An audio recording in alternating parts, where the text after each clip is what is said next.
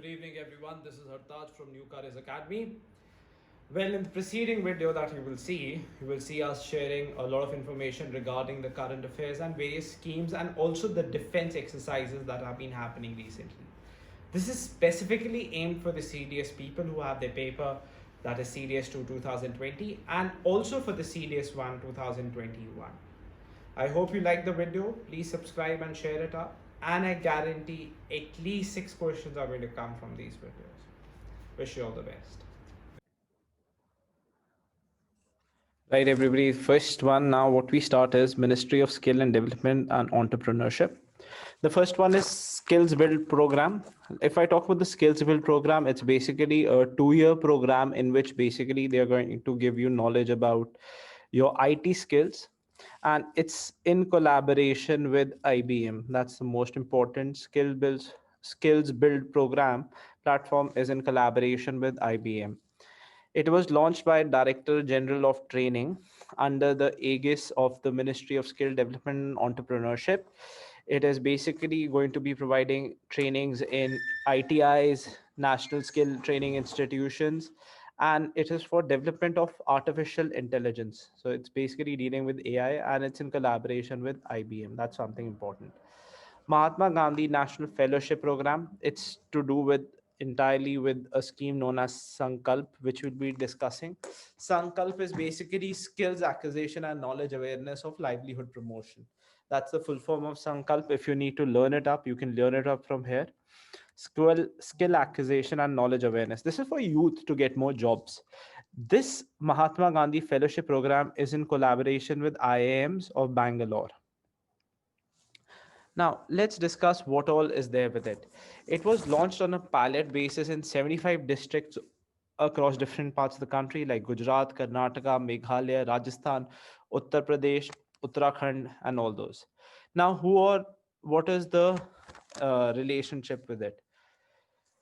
It's basically for any person between 21 to 30 years age group needs to have a graduation degree from a recognized university and should be a citizen of India and should have proficiency in the official language of the state for it to be for him to be eligible for it. So the age group is 21 to 30, should be a graduate, and also you need to have proficiency in one of the state languages, then you are eligible for it.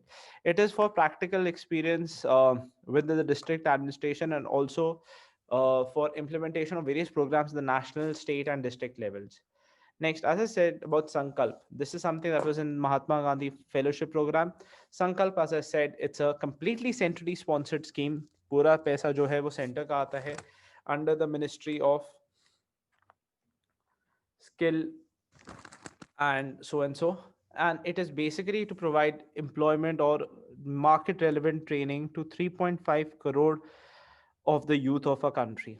As कितना है as it is fellowship programme का 21 to 30. अब इसके अंदर होता क्या है? What is there in संकल्प? It is about vocational education and training from inputs to results. What are the main objectives? It is to enhance institutional mechanism for skill development and to increase access to quality and market relevant training. Basically, they want to give you training related to market relevant, not just like that. ये 2015 के अंदर national skill development mission के अंदर आया था. ये आपने geography में पढ़ा हुआ है, एनएसडीएम, उसके अंदर ये आया था. अगर हम बात करें संकल्प के अंदर और क्या चीजें हैं जो इंपॉर्टेंट है, it is in flagship programme with make in India and स्वच्छता अभियान प्रोग्राम के साथ है इसको एसोसिएट किया हुआ. And it aims to develop global competitive workforce for domestic and overseas requirements. Sankalp के डिफरेंट एरियाज जो हैं वो क्या क्या आइडेंटिफाई किए गए हैं. एक तो institutionalize strengthening at national, district and state level, quality assurance of skill development programs, and inclusion of marginalized population into the skill development and expanding skills through public-private partnership. Jan Shikshan Sansthan. अगर हम जन शिक्षा संस्थान की बात करें, it is for entrepreneur. Ministry of skill and development entrepreneurship के अंदर है. जन शिक्षा संस्थान established किए गए vocational training to non-illiterate, neo-literate, as well as school dropouts, identify skills as would have a market in the region of the establishment. जो जन शिक्षा संस्थान हैं ये बेसिकली न्यू लिटरेट और नॉन लिटरेट लोगों के लिए है. इनको हम पहले हम बोलते थे शार्मिक विद्यापीठ. अब इनका जो what is the unique thing about this JSS, Jan Shiksha Sansthan, it's basically to link literacy with vocational skills and life enrichment education की बात की जाती है। अगर हम इसका मेन ऑब्जेक्टिव देखें, it is basically to endeavour जो बेनिफिशरीज हैं, जिन लोगों को आप पढ़ा रहे हो, उनको सेल्फ रिलायंट करना और सेल्फ इंश्योर्ड करना कि वो आगे जाके एंटरप्रेन्योर्स बन सके, एम्प्लॉयज बन सकें। अगर आपको एजुकेशन आएगा तो ऑफकोर्स आप थोड़े से सिक्योर हो जाओगे। तो ये चीज़ है जन शिक्षा अभियान के अंदर, संस्थान के अंदर। मिनिस्ट्री ऑफ HRD, अब ह्यूमन रिसोर्स डेवलपमेंट, ये सबसे इंपॉर्टेंट है। इसके अंदर हम बात करते हैं इंस्टीट्यूशन ऑफ एमिनेंस। ये आपने सुना होगा, बेसिकली ये भारत सरकार की एक नई स्कीम है जिसके तहत what we are looking forward is we are looking for institutions which are going to be on the grand scale, just like we talk about going to different institutions जहाँ पे universities हैं, main universities हैं, उनके अंदर जाने के लिए, वैसे ही हम expect करें कि our Indian universities become one of the best. As I told you, the main object is to project Indian institutes to global recognitions. So what you're trying to do, जो higher education है, आप उसमें बात कर रहे हो world class teaching research institutions की, it is for ये जो institution eminence है, ये थोड़े से universities को दिया जाएगा, not everybody. इसके once you give this title institution of eminence, so there is going to be independent authority, जो authority है उनको control करने वाली वो independent हो जाएगी. They will also receive special funding, but only the state sponsored universities, not the private universities.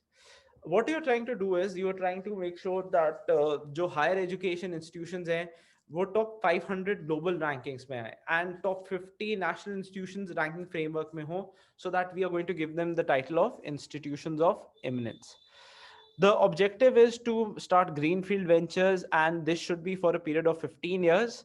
And जो public institutions हैं, जो मैंने आपको बात किया, सरकारी हैं, state sponsored हैं, you'll be given a fund of 1,000 crores by the government, and but there'll be no money given to the private institutions. It will also enjoy complete academic and administrative freedom. So आप अपने courses खुद बना सकती है वो universities. अब objectives as I said, excellence and innovation, आप हर चीज में एक नई degree, graduate degree, post graduate, research level degree की बात कर रहे हो। आप ग्लोबल रेटिंग्स में अपनी, you are trying to make your university go top in the global ratings. Specialisation, when I say specialisation, it is to a certain degree, distinctive contribution to the objective of universal education system. आप specialisation कर रहे हो कोई course के according to the universal perspective, not according to the state और the government और according to Indian perspective. It is about quality teaching and research. Similarly, what happens is your staff can now also be coming from outside India if you are under the institutions of eminence. As I said, 25% of it can come from outside India for public institutions, and also you can have students जो बाहर से हैं वो in universities में आ सकते हैं, but the strength has been fixed to 30%. To fix the charge fees from the foreign students, to fix curriculum and syllabus with no UGC mandate curriculum to the structure. UGC इनको control नहीं करेगा. To offer online courses also with the restriction not more than 20% of the program should be in the online mode. UG inspection shall not be apply for institutions. So UGC का इस पे कोई role नहीं रहेगा, ये completely autonomous बन जाएंगे. जो important चीजें हैं, 30% आपके स्टूडेंट बाहर से आ सकते हैं, 25% स्टाफ बाहर से हो सकता है। थर्ड जो है, इसको आप एडमिनिस्ट्रेटिव और लॉजिकल कंट्रोल जितना भी है वो सब यूनिवर्सिटी के पास, आपके इंस्टीट्यूशंस के पास रहेगा, यूनिवर्सिटी के पास नहीं रहेगा। अगर पब्लिक स्पॉन्सर्ड है तो 1,000 करोड़ उनके पास रहेगा, right? School health administrative initiative. Now we talk about this. Right. The next one we come to is School Health Ambassador Initiative. ये again एक completely central sponsored scheme है. What is the main objective is basically to make awareness about the health aspects. ये जो initiative है ये आयुष्मान भारत के अंदर launch हुआ है. It has been launched under the aegis of the Ayushman Bharat. It will also be run jointly by the University of Health and HRD together, but this is for schools. Now, when I talk about it, you are going to be adding what all initiative. First of all, is the Eat Right campaign, the Fit India movement, and Poshan Abhiyan. Now, पोषण अल्ताज, अगर आपको याद होगा, हमने किया हुआ है, ये किसके अंदर है? Bill and Melinda Gates atlas, sorry, Poshan atlas. So what is the objective? To identify different different areas में कौन से न्यूट्रिशनल वैल्यूज चीजें अवेलेबल है for the. Now, when I talk about it, जो Fit India campaign है, Eat Right campaign है, पोषण अभियान, this is done under the two ministries. One is human resource development, and the second is health. Now, what is the objective? Is to inculcate good health amongst the children. Now, in this case, what happens is, आपके school में से there'll be two teachers who'll be chosen as health and wellness ambassadors, and this their objective would be to raise awareness about private your preventive health aspects. So they will, every week they will talk in assembly how can one present themselves and how can you be healthy. Now these ambassadors will then give the missions to the class monitors, जो हर एक class के monitors हैं, उनको बोलेंगे कि भाई आपका या ऑब्जेक्टिव है, आप सबको दो. So this will be a weekly thing. The health and जो आपके एम्बेसडर्स हैं, जो क्लास मॉनिटर्स हैं, they will spread awareness regarding preventive health by organizing cultural sensitive activity sessions for 1 hour every week. As I told you, हर हफ्ते एक class लगेगी for 24 weeks, so as to promote this as a joyful way of learning. The NCRT has also added a national resource group comprising 40 members who have sound training skills and experience in adolescents health. So they will train the state resource group further to talk about how can the health be worked. निष्ठा. अब आपने ये word याद करना है, Nishtha. National initiative for school heads and teachers. अगर हम बात करें फॉर होलिस्टिक डेवलपमेंट, इसका मेन क्या है? It is the world's largest teacher training programme of any kind. सबसे बड़ा वर्ल्ड का लार्जेस्ट टीचर ट्रेनिंग प्रोग्राम है निष्ठा. What is there in it? Let's understand it. It has been launched to improve learning outcomes of the elementary level. Basic levels की जो आपकी outcomes है वो सिखाने बढ़ने के लिए है. और इसका main objective क्या है? Training program, जिससे कि आप, you know, what you can do is you can motivate the teachers, you can equip the teachers in a better way. So that is what they have to do in this. Now, when I continue further, it is also to encourage foster and critical thinking amongst students. और इसका main objective क्या है? It will be giving different modules at different levels, that is the state level, the national level, and the UT level. The states and the UTs can also conceptualize these models according to the different sources. Her state का resource different है, तो अपने हिसाब से एक module बना सकते हैं. And keeping the core outcome of the Nishtha. As I said, Nishtha क्या है? सबसे बड़ा teaching program है. What are the prominent features? It has main features है education games, quizzes create करना, आपका motivation interaction करना, team building process करना, preparation of school based assessment करना, feedback mechanism देना, online monitoring करना, support system, training needed, impact analysis करना. So when you're working through Nishtha, you're basically trying to make education more fun. So you'll be organizing all these things to make the education more fun. अब इससे government क्या expect करती है कि approximately the 42 lakh teachers that can be covered through this, and जितने भी हैं आपके, ये देख लो, 42 lakh teachers could be covered through this, and education and training as well as block resource coordination and cultural resource coordination in all states. Next, Pradhan Mantri Innovative Learning Program Dhruv. अब आपसे पूछा जाएगा ध्रुव क्या है? It is basically innovative learning. ये 14-day learning programme है जो launch किया गया है Indian space research organisation headquarter से, बेंगलुरु से. It is about Dhruv. इसको जो भी प्रोग्राम है उसको ध्रुव बोला जाता है, सिंस ये इसरो ऑर्गेनाइज कर रहा है, तो जितने भी स्टूडेंट्स होंगे जो इस प्रोग्राम में इनरोल्ड होंगे उनको बोला जाएगा ध्रुव ताराज. 60 student, 30 will be each from science and performing arts disciplines will be selected in this ambitious program. इसका मेन प्रोग्राम का ऑब्जेक्टिव है कि आप इसरो का स्टे करोगे, उसके बाद you'll get to stay in Delhi where each selected student will be monitored by different experts. It is to identify and encourage talented children so that उनका enrich और कर सके knowledge और skill बढ़ा सकें. ध्रुव. एज ए सेड, ध्रुव किसके साथ कोalition में है? सबसे ज्यादा ध्रुव का मेन ऑब्जेक्टिव क्या है? इसरो के साथ है. This is to give a preview of ISRO, and after that Delhi, so as to enhance the skills of these children. National Education Alliance for Technology, NEET scheme. NEET. अगर हम बात करें NEAT की, this NEAT scheme is for better technology for better learning outcomes in higher education. इसका main objective क्या है? आपने artificial intelligence, your objective is to use artificial intelligence to make learning more personalised and customised. ना, अब ये होएगा कैसे?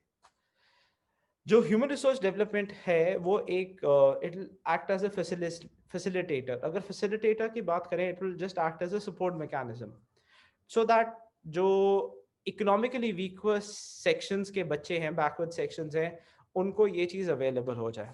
Now according to the NEAT programme, it will provide एक ही प्रोग्राम के अंदर आपकी सारी टेक्नोलॉजीज अवेलेबल हो जाएंगी रिलेटेड टू एजुकेशन. जो इसकी फीस होएगी वो फ्री ऑफ चार्ज होएगी, एंड जो ये कंट्रीब्यूशन होएगा, जितना भी इसका आपका वो होएगा, डेवलपमेंट सॉल्यूशंस और वगैरह, ये सब कहाँ पे, एजुकेशन पोर्टल्स कहाँ पे प्रोवाइड होंगे? नीट के पोर्टल्स पे. और वेरी इंटरेस्टिंगली, जो ह्यूमन रिसोर्स डेवलपमेंट की बात चल रही है, ministry of human resource development इसमें क्या कर रहा है? जो free coupon of learning, free coupon for learning social economic backward students को दिया जाएगा, उनके लिए ये कंप्लीटली फ्री होएगा. It is also AICTE, जिसका would be the implementing agency of the NEET program. So basically आप क्या कर रहे हो? आप एक सॉफ्टवेयर क्रिएट कर रहे हो जिसके थ्रू डिफरेंट लर्निंग टेक्नोलॉजी सब लग जाए, और इसको कंट्रोल करेगा AI. और ये किसके लिए कंप्लीटली फ्री होएगा? इकोनॉमिकली बैकवर्ड स्टूडेंट्स के लिए. अगर हम बात करें Atal ranking of institutions of innovations achievements, ARIIA की बात करें, आर्या ने काफी इंडिकेटर्स चूज किए हैं. It is use globally for finding the most innovative education universities in the world. जैसे आपको ग्लोबल इंडेक्सेस आते हैं, कौन सी यूनिवर्सिटी सबसे ऊपर है, वैसे ही हमने एक इंडेक्स बनाया है, ARIIA, Atal ranking of institutions of innovation achievements. तो basically we are going to find, now India will be ranking through different universities, giving them ranks. Area का जो मेन फोकस होएगा, क्वांटिटी से ज्यादा क्वालिटी ऑफ इनोवेशंस पे होएगा, to measure the real impact created by those innovations nationally and internationally. Area will primary focus on the following 5 main parameters, आपको जो रखने हैं. Budget expenses and revenue generated through innovation, entrepreneurship and entrepreneurship development. Budget कितना लगा है? Facilitating access, कितना easily वो available है? Idea to entrepreneurship, development of innovation ecosystem supported through teaching and learning, and best innovative solutions developed in-house for improving governance of your institutions. So अगर हम बात करें आर्या, 5 factors पे है. Imprint. Now we come to the next one, that is imprint. Now जो TechX आपका exhibition हुआ था very recently, which was organized in IIT Delhi, it was to demonstrate prototypes. Prototypes are models. Under the flag, ये schemes किसके अंदर थी? Ministry of Human Resource Development. और आपकी ये हुई थी जो आपके इनोवेशन होती है उसको बोलते हैं उच्चातर आविष्कार योजना. आविष्कार मींस इन्वेंशन. सो बेसिकली उसके अंदर आपने इम्प्रिंट लॉन्च किया था, जहां पे आपने एग्जीबिशन होस्ट किया था आईआईटी दिल्ली में. मेन ऑब्जेक्टिव क्या है इम्प्रिंट का? It's all about all IITs and Indian institute of science joint collaboration. उनका ऑब्जेक्टिव क्या है? एक ब्लूप्रिंट क्रिएट करना जिसके थ्रू साइंटिफिक रिसर्च हो सके.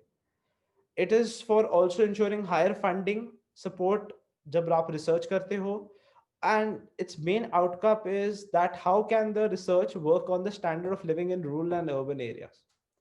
Imprint जो था, it was launched in 2015. It was main objective is most relevant engineering challenges by translating knowledge into viable technology. आप ये चाहते हो कि जो आपको knowledge है उसको technology में use किया जाए. In 10 selected technological domains, namely healthcare, energy, sustainable habitat, nanotechnology, hardware, water resource, and river systems, advanced materials, information and communication technology, manufacturing, security and defense, and environmental science. So basically, you're trying to implement that science as technology. So, say for example, let me give you an example. You must have seen Three Idiots. So, how can you create especially for cesarean births आप कैसे you can create those machines which will assist cesarean births. So ये जितना भी हम बात करें, जैसे three idiots की बात की थी हमने, थ्री इडियट्स के थ्रू जो टेक्नोलॉजी दिखाई जाती है वो इम्प्रिंट के अंदर आप बात करते हो. You want to introduce your science to make new technologies. अब हमने जो बात की उच्चतर आविष्कार योजना, ये भी 2015 को लॉन्च किया गया था. ये भी इम्प्रिंट के अंडर ही है. It is basically to promote innovation of higher order and which improves the competitive edge of Indian manufacturing. अगर हम बात करें इम्प्रिंट के अंदर, एक और बड़ी इंटरेस्टिंग टेक्नोलॉजी आई थी, how to use plastic in roads.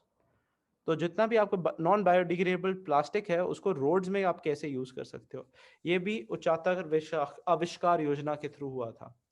जो यूएवी के प्रोजेक्ट हैं इसका फंडिंग्स कैसा है हम बात कर लेते हैं. 50% ministry of human resource development करती है, 50% 25% मिनिस्ट्री करेगी और 25% वो इंडस्ट्री स्पेंड करेगी. It is also a scheme which is on viable industry academic collaboration where industry shares a part of the cost of research. So it is 50, 25 and 25. Schemes for disciplinary research in Indian development economy stride. Transdisciplinary, आपने एक field से related नहीं है, आपने दो तीन fields पकड़ लेनी है. That is what I mean by transdisciplinary. So the next topic that we start with is STRIDE. It is scheme for transdisciplinary research of India's developing economy. When I talk about STRIDE, let's understand what it is. It is basically to develop research culture in India. Now, what is happening in India? We don't have much of research culture.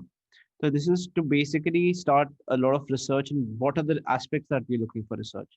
We are talking about support creation. We are talking about new concepts which could be better for the public good or strengthening civil society. It is also, what is the main objective? It's to identify young talents, strengthen research culture, build capacity, promote innovation, and support transdisciplinary research for India's developing economy and national development. It is to fund multi-institutional network, high-impact research projects in humanities and human science. Basically, STRIDE will be working for humanities and human science. Next, Paramarsh scheme. अब ये जो प्रमर्श scheme है ये है UGC के through, university grant commission. कौन से colleges हैं जो यूजीसी के थ्रू नहीं आएंगे, यूजीसी के अंडर नहीं आएंगे? All those colleges which are national schools of eminence. अगर हम बात करें, this is a scheme for mentoring national accreditation and assessment council. It is to promote quality assurance in higher education, प्रमर्श. Now the scheme will be a complete model shift because जो mentoring है institution की and performance of the institution, it will be research, it will be worked upon upgrading the academic performance. Now किन चीज़ों में आप academic performance improve करोगे? Teacher learning, evaluation, research, innovation, institutional values and practices के through. ये implement जो scheme है ये ऑपरेशनलाइज किया जाएगा हब एंड स्पोक मॉडल के through, where in the mentor institution is called the hub. जो मेंटर इंस्टीट्यूशन होएगा उसको हम बोलेंगे हब, और जिसको आपने रिस्पॉन्सिबिलिटी दी है हब सेंट्रलाइज्ड होएगा.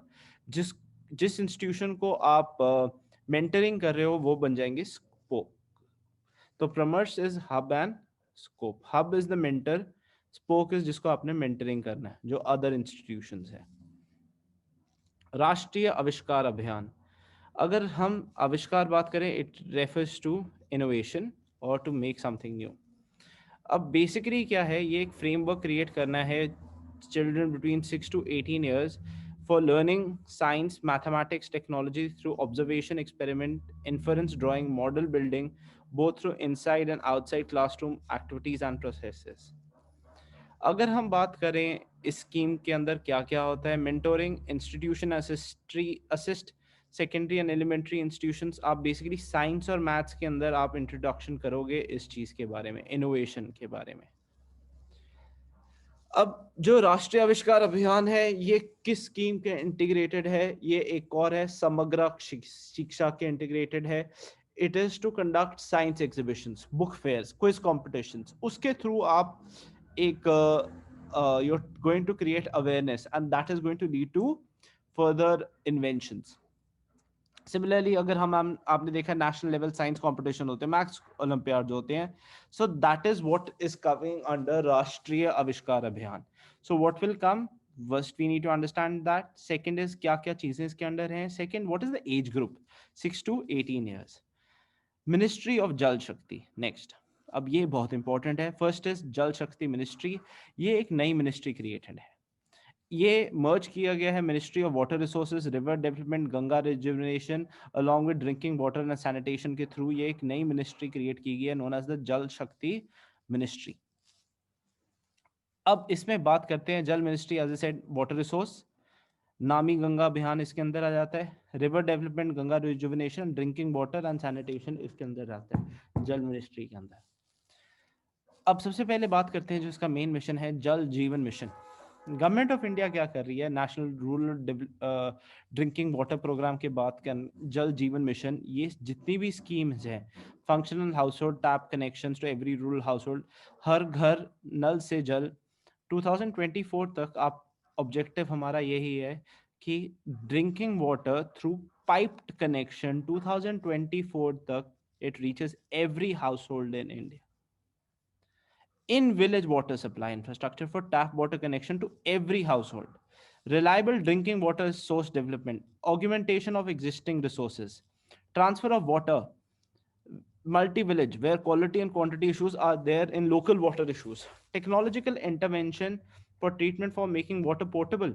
Water quality is an issue. जहाँ पे water quality issue है पर पानी sufficient है, उसको better कैसे किया जाए. Retrofitting of completely and ongoing pipe workers supply schemes to provide आपके घर FHTC क्या है, functional household tap connections, and raise the service level. Grey water management, capacity building of various stakeholders and supporting facilities to implementation. Main जल Jeevan mission का है 2024 तक हर जगह पे पाइप वाटर मिल जाना चाहिए. Service level delivery under Jal Jeevan mission, as ए said, minimum कितना पानी आपको एक सर्विस लेवल मिलना चाहिए, 55 litres per capita per day. अब इसके अंदर क्या है, नेशनल लेवल पे आप कौन सी स्कीम चला रहे हो, नेशनल लेवल जल जीवन मिशन. स्टेट लेवल के अंदर आप state water and sanitation mission लगा रहे हो. डिस्ट्रिक्ट लेवल में आप district water and sanitation mission के थ्रू करोगे. ग्रामीण लेवल पे करोगे. तो बेसिकली 4 लेवल्स के अंदर ये जन जीवन मिशन आएगा. अब यूजर ग्रुप क्या है, सेकेंडली कितना वाटर था, 55 लीटर्स अ डे. ये इंपॉर्टेंट आपको याद रखना है, पर कैपिटा हर किसी को मिलना चाहिए. फंडिंग पैटर्न क्या होएगा, सेंटर स्टेट का हिमालयन स्टेट्स, उत्तराखंड और Himachal Pradesh, and north eastern में 90:10 रहेगा, यूटीज में 100:0, जहां पे असेंबली नहीं है such as Chandigarh. 50-50% for the rest of the states. There are people who would like to contribute and donate voluntarily for water supply in rural areas. To facilitate this, राष्ट्रीय जल जीवन कोष will be mobilized. तो अगर आपने contribution करने हैं कि कहीं पे पानी मिल जाए, RJJK के थ्रू करोगे आप. स्वच्छ भारत मिशन ग्रामीण. Continuing further with Swachh Bharat Mission Grameen, it's now into its second phase. Now the first phase is over, it's now into second phase. 52,000 crores have been put through it. Now what is the second phase? It'll be till 2024-25. And what is the main focus of this second phase? Let's understand it. It is to make sure that open defecation is completely free. Plus, there is open defecation is sustainable. There should be solid and liquid waste management also available. At the same time, it's also related. Now it's going to be converged with Manrega, especially the grey water management. तो grey water management जहाँ जहाँ पे होएगा वहाँ पे आपका MNREGA scheme launch की जाएगी. It is in combination with जल जीवन मिशन. इसका जो अगर हम बात करें, भारत सरकार ये बोलती है that no one should be left behind and everyone should use a toilet. इसका जो फंडिंग रेशो है वो 60:40 है स्टेट्स के लिए, 90:10 है नॉर्थ ईस्टर्न स्टेट्स के लिए, और 100:0 है यूटीज के लिए. जो हम स्वच्छ भारत मिशन रूरल की बात करें, 2014 में 2 अक्टूबर को लॉन्च किया गया था, गांधी जयंती के दिन. इसका मेन फोकस क्या रहा था? सैनिटेशन। और इसका मेन ऑब्जेक्टिव क्या था? ओपन डेफिकेशन रखना भारत को। इसको इम्प्लीमेंटेशन किया था ड्रिंकिंग वाटर एंड सैनिटेशन ने। अब बेसिकली आप क्या कर रहे हो? आप solid and liquid waste management reduce कर रहे हो, ग्रे वाटर एरियाज को आप कंटिन्यू करने की कोशिश कर रहे हो, और ओपन डेफिकेशन को आप कंप्लीटली फ्री बनाना चाहते हो इन द सेकेंड प्रोग्राम। अब इसका एलिजिबल कौन है? All the people below the poverty line उनको अवेलेबल है, अबव द पॉवर्टी लाइन उनको अवेलेबल है, houses restricted to SC ST, small and marginal farmers, landless labours with homestead, physically handicapped and women headed households, उन सबको ये facilities और इन जो incentives है स्वच्छ भारत अभियान के अंदर वो उनके लिए अवेलेबल है। अब अगर हम बात करें जो इंसेंटिव अमाउंट है वो स्वच्छ भारत अभियान में ग्रामीण में BPL वालों को 12,000 रुपया दिया जाएगा for construction of 1 unit of your open defecation से रिलीफ करने के लिए, जो आपका इन हाउस लैट्रिन है उसके लिए। It is also to provide for water availability, for storing, for hand washing and cleaning of the toilet. जो सेंट्रल शेयर है इसमें एज ए सेट 25% रहेगा, 75% रहेगा, 3,000 शेयर रहेगा आपका स्टेट्स का specially for this was during the older scheme. अब ये चीज 60:40 हो चुकी है और सेंट्रल गवर्नमेंट के नॉर्थ ईस्टर्न स्टेट में 90:10 है। नेक्स्ट वी कम टू स्वच्छ आइकॉनिक प्लेसेस। ये जो है ये अगेन स्वच्छ भारत मिशन के अंडर है, ये जल मिनिस्ट्री के अंडर है। एज आई सेड, जल मिनिस्ट्री एक नया ऑब्जेक्टिव आ चुका है। This is to take iconic places and to fix standard of स्वच्छता। स्वच्छता means cleanliness, so that all visitors benefit and also may take home the message of cleanliness. ये आगे अर्बन डेवलपमेंट मिनिस्ट्री के अंदर, culture, tourism और different states के अंदर ये पाया जाएगा, including public sector and private sector companies. अब इनिशिएटिव क्या लिया जा रहा है? What are the steps taken for making Swachh iconic initiatives? First of all, you improving the sewerage infrastructure, installing of sewerage treatment plant, drainage facilities improve किया जा रहा है, improved sanitation facilities, water vending machines आपने लगा दी हैं, solid and liquid waste management के बाद में सेटअप कर दिया गया है, structure restoration, lightning arrangement, beautification of parks, roads maintenance, better transport facilities and approach and access areas beside the main sites. Places कौन सी हैं जो आपने इसमें चूज की हैं? फर्स्ट में Ajmer, CST Mumbai, Golden Temple, Kamakhya Temple, Manikarnika Ghat, Meenakshi Temple, Shri Mata Vaishno Devi, Jagannath Temple, Taj Mahal, Tirupati, उसके आसपास आप ये सब करोगे। नेक्स्ट है Gangotri, Yamunotri, Mahakaleshwar Temple, Char Minar, Convent and Church of Saint Francis of Assisi कैलेडी, गोमटेश्वर, बहदेश्वर, ये सब। अब थर्ड में ये सब आपको इंट्रोड्यूस किया जाएगा, स्वच्छ आइकॉनिक प्लेसेस। तो अगर वो आपसे पूछ सकते हैं कौन सी हैं Swachh iconic places, just go through them once, that will give you basic idea. Next we come to Atal Bhujal Yojana. It is a 6,000 crore World Bank का अप्रूव्ड है। सेंट्रल और सेंट्रल सेक्टर स्कीम नहीं है, बेसिकली सेंटर और स्टेट की स्कीम है, जहां पे फंडिंग पैटर्न 50-50 रहेगा। 50-50 रहेगा का मतलब है 50% पूरा सेंट्रल गवर्नमेंट करेगा, 50% आपका फंडिंग जो है वो वर्ल्ड बैंक करेगा। कंप्लीटली सेंट्रल स्पॉन्सर्ड स्कीम है, not then central state, it should be central sponsored scheme. अगर हम बात करते हैं इट एम्स टू प्रोवाइड, क्या है अटल भुजल योजना का? आपका जो वाटर मैनेजमेंट है उसकी बात किया जाता है। How can communities of different people come together to work on the water management? The best example for this is Ralegaon Siddhi, where Anna Hazare was there, where water management was something that was discussed. अब priorities में कौन सी states है जहां पे problem है water management की? Gujarat, Haryana, Karnataka, Madhya Pradesh, Maharashtra, Rajasthan, Uttar Pradesh. There is a problem of water scarcity. Now these states में 25% या तो आपका क्या है, बेसिकली वाटर ओवर एक्सप्लॉइट हो रहा है, या फिर क्रिटिकल है, ग्राउंड लेवल बिल्कुल नीचे, वाटर नीचे चला गया है। अटल भुजल योजना में there was a lot of outcry, especially in Punjab, that why is the Punjab not being covered, where there's also been over exploitation. So you can remember it from that. Now it will cover two major types of groundwater system. One is alluvial or hard rock aquifers के। अगर हम बात करें implementation of the scheme, जो funds हैं इस scheme के states को दिए जाएंगे for strengthening institutions for ground water governance and also behaviour changes लेके आने का, so that you can promote and conserve water. The scheme will also facilitate all the ongoing projects and उनका focus रहेगा priority areas जहां पे बिल्कुल कम हो चुका है पानी. Next, we come to Jal Shakti Abhiyan, which was for water conservation launched. It is a time bound mission made campaign that would focus on 1592 water stretch blocks in 257 districts. जहाँ पे पानी की कमी है. The campaign will run through citizen participation, especially through monsoon. ये बहुत interesting है. ये 1 जुलाई से 15 सितंबर तक किया जा रहा था. And similarly, अभी because of कोरोना ये बंद हो चुका था. जो जल शक्ति अभियान है उसमें होता क्या है? Basically, it's under that. A team of officers from central government will come and work on the districts जहाँ पे सबसे ज़्यादा problem है water की. So they will talk about the 5 important steps of water conservation. सबसे पहला important है आपका rain water harvesting, renovation of traditional and other water bodies, tanks, reuse borewell, recharge structures and watershed development and intensive afforestation. इसका दूसरा तरीका क्या है? The water conservation will also be supplemented with special interventions from the block and district water conservation plans. जो जल सुरक्षा अभियान है इसके अंदर आप स्कूल स्टूडेंट्स को लोगे, कॉलेज को लोगे, आप सेल्फ हेल्प ग्रुप्स लोगे, पंचायती राज वालों को उठाओगे, एक्स पर्सनल, डिफेंस पर्सनल्स, इन सब को लेके आप एक community workshop setup करोगे जहां पे within those 15 days you're going to recharge the water levels. That is what we call the Jal Suraksha Abhiyan. Now we come to the next ministry, Ministry of Social Justice and Empowerment. सबसे पहला है assistance to disabled persons for purchase, fitting and aids appliances, ADIP scheme. ये aid word से ही याद बन जाती है ADIP.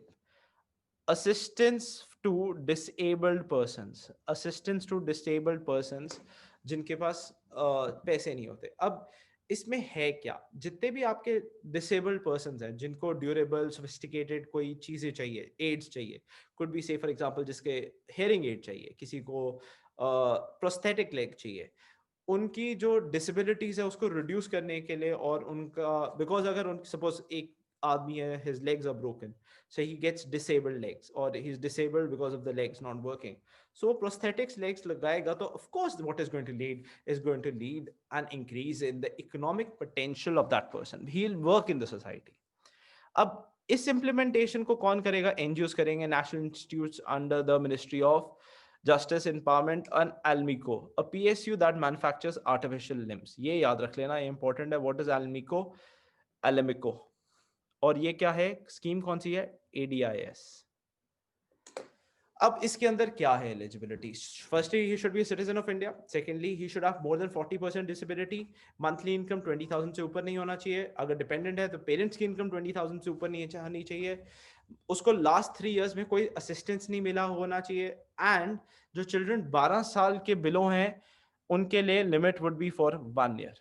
That is what we have. Aids. और कौन प्रोड्यूस करता है? एल्मिको, जो PSU यूनिट है जो ये सब के लिए प्रोड्यूस करता है. Accessible Indian Campaign, AIC. Now, what is the aim of this? Basically, आप क्या कर रहे हो? जितने भी आपके जो persons of disabilities हैं, आप उनके लिए you want to create an opportunity for them that leads to their growth and development, and so that they can live dignified lives. अब एक्सेसिबल इंडिया कैंपेन क्या है कि जो डिसेबल्ड है उनके लिए कोई भी ऐसा एरिया ना रहे जहां पे वो because of the disability they can not work. अब इसमें इम्प्लीमेंटेशन के लिए आप क्या कर रहे हो? आप यूनिवर्सल एक्सेसिबिलिटी कर रहे हो तो आप ये transport and information communication technology के थ्रू आप ये इकोसिस्टम क्रिएट करने की कोशिश कर रहे हो.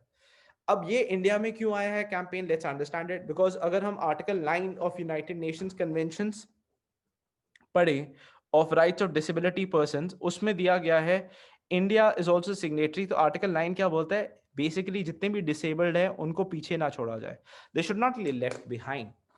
अब इसके अंदर सेकेंडली आपने क्या किया है? You want to create that environment which creates that for disabled people they don't think that they cannot do it. आपने बेस्ट एग्जांपल देखा होगा, जितने भी आपके बैंक्स होते हैं स्पेशली PSUs और जितने भी आपके गवर्नमेंट ऑफिसेज हैं वहां पे आपने क्या कर दिया है? You have provided for ramps in public buildings, so thereby a disabled person can easily go up the ramp. Secondly आपने टॉयलेट्स वो बना दिए जहाँ पे व्हील चेयर्स लग सकते हैं. आपने ब्रेली सिस्टम कर दिया, ऑडिटरी सिग्नल्स कर दिए एलिवेटर्स और लिफ्ट्स में जहाँ पे आप सिर्फ बोल सकते हो, like this so and so flow. Similarly, primary health care centres, medical care centres में आपने रैम्स इंस्टीट्यूशंस सेटअप कर दिए हैं, और आपने जितने भी आपके पब्लिक ट्रांसपोर्ट है उनके अंदर भी आपने रैंक के लिए बेसिक फैसिलिटीज की है. सिमिलरली आपने देखा होगा लो लाइंग बसेस आ चुकी हैं जिनका लो फ्लोर होता है एंट्री के लिए for the disabled person. Similarly auditory signals for the red lights, curb lights and slow payments engraving on the surface at zebra crossing, especially for the people who are disabled. राष्ट्रीय वायुश्री योजना, अब इसकी बात करते हैं. इसके अंदर कौन कौन आता है? The people who are under it are the senior citizens belonging to the below poverty line category और who are serving something because of age करके उनको डिसेबिलिटी है. It could be low vision, आपको पता है एज से क्या related होती है, विजन कम हो जाती है, कैटरैक्ट हो जाता है, you have your hearing disabilities, you have loss of teeth, you have loss of your sensory organs. So अब गवर्नमेंट क्या करती है राष्ट्रीय वायुश्री योजना के अंदर? आपको जो डिवाइसेस आपको हेल्प करती हैं इन चीज़ों से छुटकारा पाने के लिए, may be hearing, low vision के लिए आपको फ्री ऑफ कॉस्ट प्रोवाइड किया जाता है. It's a completely centrally sponsored scheme, Rashtriya Vayoshri. It is as A said सबसे important, it is for people who are old age group in below the poverty line, उनके लिए है.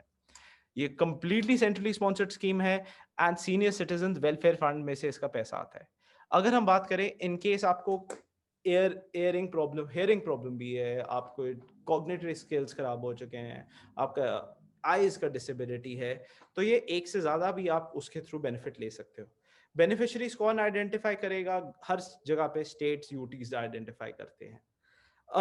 इसमें मिनिमम ये कहा जा रहा है कि 30% beneficiary should be women for this to work. Now we come to again Vayo Shreshtha Samman. Again Vayo is for old age. अगर हम बात करें वायो श्रेष्ठता सम्मान, इट वाज इसको एक नेशनल स्टेटस का दर्जा दे दिया गया, नेशनल अवार्ड का दर्जा दे दिया गया. It is been given an award for national. Similarly इसको अगर आपने बेसिकली आप उन लोगों को और उन इंस्टीट्यूशंस को वायु श्रेष्ठता सम्मान देते हो जो एल्डरली के लिए, स्पेशली जो आपके सीनियर सिटीजन हैं, उनके बेनिफिट के लिए काम कर रहे हैं. ये पहली बार अनाउंस किए गए थे 1 अक्टूबर को and it is known as the international day of older persons. जब ये इंट्रोड्यूस किया गया था